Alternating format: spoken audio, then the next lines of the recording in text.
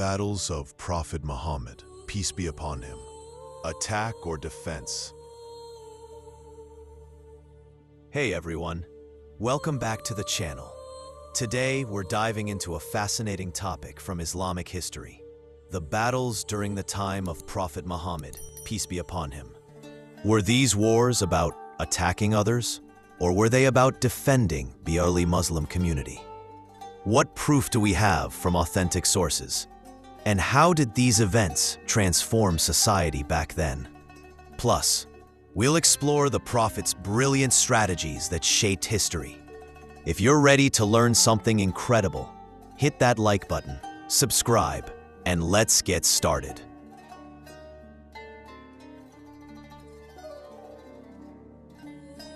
To understand these battles, we need to step back to 7th century Arabia. The Prophet Muhammad, peace be upon him, began preaching Islam in Mecca around 610 CE. For 13 years, he and his followers faced intense persecution, torture, boycotts, even assassination attempts from the powerful Quraysh tribe. This wasn't a time of Muslim aggression, it was survival. Then, in 622 CE, the Prophet migrated to Medina, known as the Hijra, where he established the first Muslim community. But even there, peace wasn't guaranteed. The Quraysh and their allies didn't stop. They wanted to crush this growing movement. So were the battles attack or defense? Let's look at the evidence from the earliest sources, like the Quran and the Sirah, the biography of the Prophet, written by scholars like Ibn Hisham. The first major battle was the Battle of Badr in 624 CE. Authentic narrations, like those in Sahih Bukhari and Sahih Muslim, tell us the Quraysh marched toward Medina with an army of about 1,000 men to attack the Muslims, who numbered just 313. The Muslims didn't start this. They were defending their right to exist. The Quran itself, in Surah Al-Baqarah 2:190, says, "Fight in the way of Allah those who fight you, but do not transgress. Indeed, Allah does not like transgressors." This verse, revealed around that time, sets the tone. Fighting was permitted, but only in self-defense. Next, the Battle of Uhud in 625 CE. The Quraysh came back, this time with 3,000 men, seeking revenge after Badr. Again, the Muslims didn't invade Mecca. They fought near Medina to protect their community.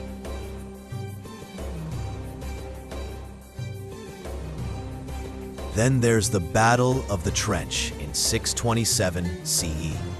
Here, a coalition of 10,000 enemies surrounded Medina. The Prophet didn't attack. He dug a trench to defend the city, a move we'll talk about more later. Even the conquest of Mecca in 630 CE, often seen as an offensive move, was strategic.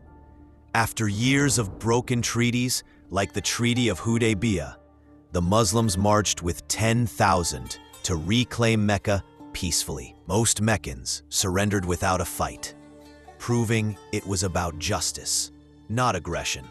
So what changed in society because of these battles? Before Islam, Arabia was chaotic. Tribal wars, revenge killings, and no central authority. Women, orphans, and the poor had little protection. These battles weren't just military wins. They laid the foundation for a new social order.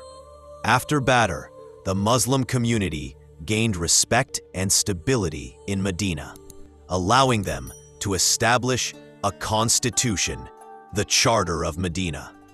It united Muslims, Jews, and others under mutual protection. a revolutionary idea back then. After Uhud and the trench, the Prophet's leadership showed Arabia that unity and mercy could replace endless feuds.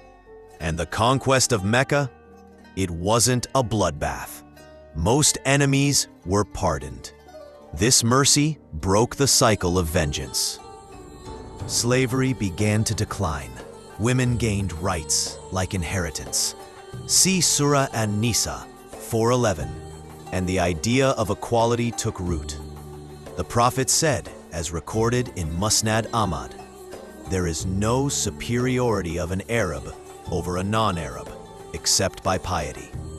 These battles weren't just about survival. They built a society based on justice and compassion. Now let's talk strategy, because the Prophet Muhammad, peace be upon him, at Badr, with only 313 men, he chose a spot near water wells, forcing the enemy to fight on his terms. Outnumbered 3-1, the Muslims won through discipline and faith. At Uhud, despite a setback when archers disobeyed orders, the Prophet's resilience turned a loss into a lesson.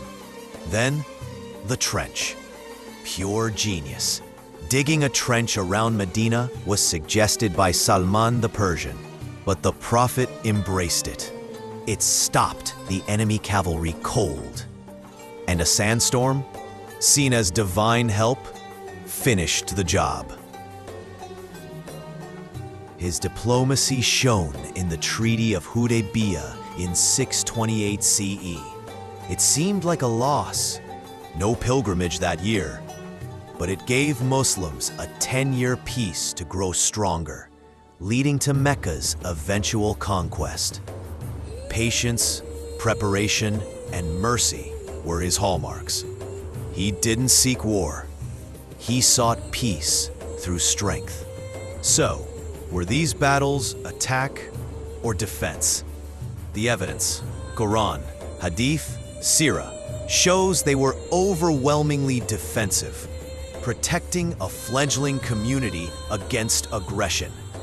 They transformed Arabia from chaos to order, and the Prophet's strategies, brilliant blends of tactics and trust in Allah.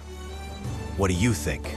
Did these events shape history more than we realize? Drop your thoughts below, share this video, and let's keep exploring history together. Peace be upon you all. See you in the next one. Thank you for watching my channel, AJ Khan DMS.